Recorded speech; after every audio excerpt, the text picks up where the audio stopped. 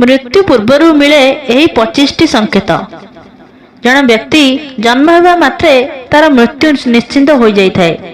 मनीष संसार सबुठारु बड़ सत्य हेउची मृत्यु। भगवान भी जेबे पृथ्वी रे मनीष रूप में जन्म नहीं से मृत्युर संकेत मृत्यु पूर्व पाई। जेकोसी मनीषर विकास 9 मास लगे। से ता मातृगर्भरे 9 मास पर्यंत विकसित हुए एवं तापरे जन्म हुए। जपरी विकास 9 मास लगे सही भली जने व्यक्ति को मृत्युर 6 मास पूर्व संकेत मिलवा आरंभ हो जाए। अकाल जने व्यक्तिर मृत्यु हेले मध्य यमराज तांकु अनेक संकेत देइथांती। एठारे आमे मृत्यु पूर्व मिलुथिबा संकेत बा देखा जाउथिबा लक्षण गुड़िक विषय जानिबा। जने व्यक्ति जेतेबेले सब संकेत पाई थाए सेतेबेले सतर्क हो जिबा उचित।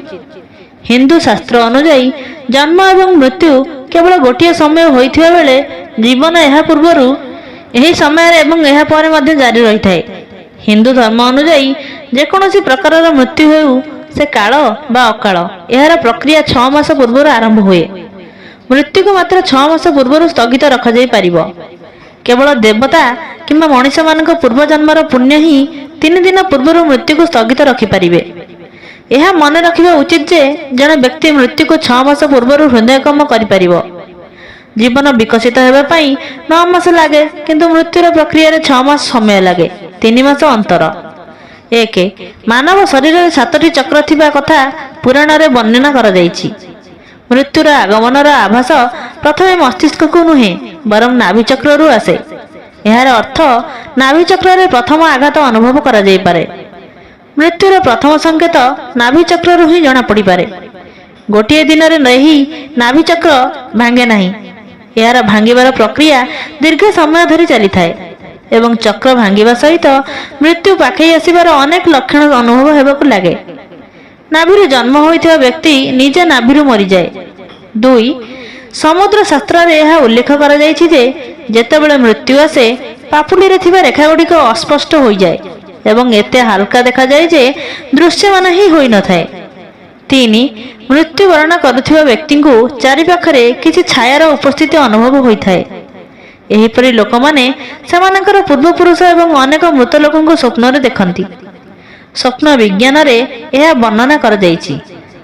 स्वप्न बेले बेले भविष्यतर घटना विषय रे भविष्यवाणी करे। यह सूचाई दिए जे से दुस्वप्न देखुचंती। 4 गरुड़ पुराण उल्लेख करिसेंती जे जेतेबेले मृत्यु पाखई आसे जन व्यक्ति तांको पाखरे बसिथिबा व्यक्ति को मध्य देखि परिबो नाही।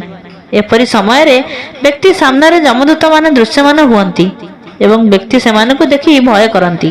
सेतिपई जीवन चक्र जारी रहिबा पर्यंत श्वासक्रिया जारी रही थाए किंतु जेतेबेले जन व्यक्तिर मृत्यु पाखई आसे तार श्वासक्रिया मंथर हो जाए। गरुड़ पुराण अनुसार मृत्यु पूर्व जन व्यक्ति को रहस्यमय द्वार देखा जाए। यही समय किछि लोक निया देखंती एवं कहीं कहीं आलोक देखंती। यदि एपरि कहा सह घटे तेबे बुझंतु जे ता मृत्यु पाखई आसीछि। 5 जेतेबेले मद्यपान रोग अत्यधिक चिंता किंबा अत्यधिक कार्य हेतु समस्त आभ्यंतरीण स्नायु इत्यादि दुर्बल हो जाए। यह एपरि हुए जेपरि आमे एक बड़ कोठार सबुठारु निम्न रे थिबा चट्टाण खोलुछे। एपरि व्यक्ति आखि आगे बारंबार अंधकार देखा जाए। अर्थात उठिबा बसिबा किंबा चलिबा समय हठात अंधार अंधार लागिबो। यदि एपरि लक्षण 2 ରୁ 3 सप्ताह पर्यंत देखा जाए तेबे तुरंत योग विद्या ध्यान बा उचित वैद्यक आश्रय नेबा उचित। यह मध्य विश्वास करा जाए जे एही अंधार व्यापीबा रोग जोगु सेही व्यक्ति को चंद्र रे मध्य फाट देखा जाए। से एपरि अनुभव करे जे चंद्र 2 खंड रे भाग होई जाईछि जेबे कि वास्तव रे सेमिति किछि न थाए। 6 मृत्युर 1 मास पूर्व व्यक्ति को निज छाया निज ठारो अलग देखा जाए। किछि व्यक्ति को तो सेमानकर छाया रे मुंड देखा जाए नहीं। 7 आयुर्वेद अनुसार मृत्यु पूर्व मानव शरीर एक अजब गंध आसिबा आरंभ करे। यहाकू मृत्यु गंध कुआ जाए। हृदघात मस्तिष्क संक्रमण इत्यादि केतेक रोग हेतु यह हुए। यही गंध एक मृत शरीर गंध परी। दीर्घ समय धरी कौन से आभ्यंतरीण रोग को दबाई बा अणदेखा करी रहिबार फल हेउछि जे व्यक्तिर शरीर भितर प्राय मरी जाई थाए जहा द्वारा एपरि गंधाए। 8 ଆଖିର ଦୁର୍ବଳତା ସହିତ ଜଡ଼ିତ ଅନ୍ୟ ଏକ ଲକ୍ଷଣ ହେଉଛି ସେହି ବ୍ୟକ୍ତିକୁ ଦର୍ପଣରେ ନିଜ ଚେହେରା ଛାଡ଼ି ଅନ୍ୟ କାହାର ଚେହେରା ଦେଖିବାର ଭ୍ରମ ହୋଇଥାଏ। 9. ମୃତ୍ୟୁର କିଛି ଦିନ ପୂର୍ବରୁ ବ୍ୟକ୍ତି ଚନ୍ଦ୍ର, ସୂର୍ଯ୍ୟ କିମ୍ବା ଅଗ୍ନି ଦ୍ୱାରା ଉତ୍ପନ୍ନ ଆଲୋକକୁ ମଧ୍ୟ ଦେଖିବାରେ ଅସମର୍ଥ ହୁଏ। 10. ଯଦି ଜଣେ ବ୍ୟକ୍ତି ଜଳ, ତେଲ କିମ୍ବା ଦର୍ପଣରେ ନିଜର ପ୍ରତିଫଳନ ଦେଖିପାରିବ ନାହିଁ ବା ତାର ଚେହେରା ବିକୃତ ଦେଖାଯାଏ, ତେବେ ଜାଣିବାକୁ ହେବ ଯେ ଏହି ବ୍ୟକ୍ତିର ଜୀବନର ମାତ୍ର ଆଉ 6 ମାସ ବାକି ଅଛି। 11. ଜଣେ ବ୍ୟକ୍ତି ଶ୍ୱାସ ବହୁତ ମନ୍ଥର ଗତିରେ ଚାଲେ ବା ସେ କେଉଁଠି ବି ଶାନ୍ତି ପାଏ ନାହିଁ। ନାକର ଧ୍ୱନିରେ ଅସଙ୍ଗଠିତ ଲକ୍ଷଣ ଦେଖାଯିବା ସାଧାରଣତଃ ମୃତ୍ୟୁର 2-3 ଦିନ ପୂର୍ବରୁ ଦେଖାଯାଏ। କୁହାଯାଏ ଯେ ବ୍ୟକ୍ତି ତାର ଡାହାଣ ନାକରେ ପୁରା ଦିନ ଓ ରାତି ଅର୍ଦ୍ଧ ନିଶ୍ୱାସ ଥଣ୍ଡା ବ୍ୟତୀତ ନିଏ, ତେବେ ଜାଣିବ ଯେ ସେ କୌଣସି ବଡ଼ ରୋଗର ଶିକାର ହୋଇଛି। ଦକ୍ଷିଣ ନାକରେ କେବଳ ଶ୍ୱାସ ନିଏ ଓ ଛାଡ଼େ, ତେବେ ଜାଣିବ ଯେ ଏପରି ବ୍ୟକ୍ତି 1 ବର୍ଷ ପାଇଁ ଏହି ଦୁନିଆର ଅତିଥି। ଯଦି ଉଭୟ ନାକ ଫୋଡ଼ାରେ 10 ଦିନ କ୍ରମାଗତ ଭାବରେ ଅର୍ଦ୍ଧନିଶ୍ୱାସ ଚାଲେ, ତେବେ ଜାଣିବ ଯେ ମଣିଷ କେବଳ 3 ଦିନ ବଞ୍ଚି ରହିବ। ଯଦି ନିଶ୍ୱାସ ପ୍ରଶ୍ୱାସ ନାକ ଛାଡ଼ି ପାଟି ଦେଇ ଗତି କରେ, ତେବେ ବ୍ୟକ୍ତିର ମୃତ୍ୟୁ 2 ଦିନ ମଧ୍ୟରେ ହୋଇଯିବ। 12. ଯେଉଁ ବ୍ୟକ୍ତିର ମଳ, ମୂତ୍ର ଓ ଛିଙ୍କ ଏକତ୍ର ହୋଇଯାଏ, ଏହା ବୁଝିବାକୁ ହେବ ଯେ ବା ତା ଜୀବନର କେବଳ 1 ବର୍ଷ ବାକି ଅଛି। 13. ଯାହାର ବୀର୍ଯ୍ୟ, ନଖ ଏବଂ ଆଖିର କୋଣ ନୀଳ କିମ୍ବା କଳା ହୋଇଯାଏ, ତେବେ ସେହି ବ୍ୟକ୍ତିର ଜୀବନ 6 ମାସରୁ 1 ବର୍ଷ ମଧ୍ୟରେ ଶେଷ ହୁଏ। 14. ଯେତେବେଳେ ମନୁଷ୍ୟର ଶରୀର ହଠାତ୍ ଫିକା ପଡ଼ିଯାଏ ବା ହଳଦିଆ କିମ୍ବା ଧଳା ଦେଖାଯାଏ, ତେବେ ବୁଝିବାକୁ ହେବ ଏହି ମଣିଷର ମୃତ୍ୟୁ 6 ମାସ ମଧ୍ୟରେ ହୋଇଯିବ। 15. ଯେଉଁ ବ୍ୟକ୍ତି ହଠାତ୍ ନୀଳ, ହଳଦିଆ ଇତ୍ୟାଦି ରଙ୍ଗ, ଖଟା, ପିତା ଆଦିର ସ୍ୱାଦକୁ ବିପରୀତ ରୂପରେ ଦେଖେ ବା ଚାଖେ, ତେବେ ବୁଝିବାକୁ ହେବ ଯେ ସେ 6 ମାସ ମଧ୍ୟରେ ମୃତ୍ୟୁପ୍ରାପ୍ତ କରିବେ। 16. ଯେତେବେଳେ ଜଣେ ବ୍ୟକ୍ତିର ପାଟି, ଜିଭ, କାନ, ଆଖି ଏବଂ ନାକ ଶକ୍ତ ହୋଇଯାଏ ଅର୍ଥାତ୍ ପଥର ଭଳି ହୋଇଯାଏ, ତେବେ ବିଶ୍ୱାସ କରାଯାଏ ଯେ ଏପରି ବ୍ୟକ୍ତି ପ୍ରାୟ 6 ମାସ ପରେ ମରିଯିବେ। 17.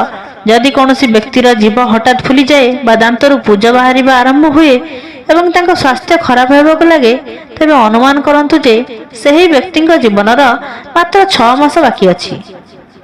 18. ଯଦି ରୋଗୀର ଉଦର ଉପରେ ଗାଢ଼ ତମ୍ବା ରଙ୍ଗ, ଲାଲ, ନୀଳ ରଙ୍ଗର ରେଖା ଦେଖାଯାଏ, ତେବେ କୁହାଯାଏ ଯେ ରୋଗୀର ଜୀବନ ବିପଦରେ ଅଛି। 19. ଯଦି ଜଣେ ବ୍ୟକ୍ତିର କେଶ ବା ଶରୀରର ଲୋମକୁ ଟାଣିଲେ ତାହା ଉପୁଡ଼ି ଆସେ ଏବଂ ତାକୁ ଯନ୍ତ୍ରଣା ବି ହୋଇନଥାଏ, ତେବେ ଏହା ବିଚାର କରାଯିବା ଉଚିତ ଯେ ରୋଗୀର ଜୀବନ ସମାପ୍ତ ହେବାକୁ ଯାଉଅଛି। 20.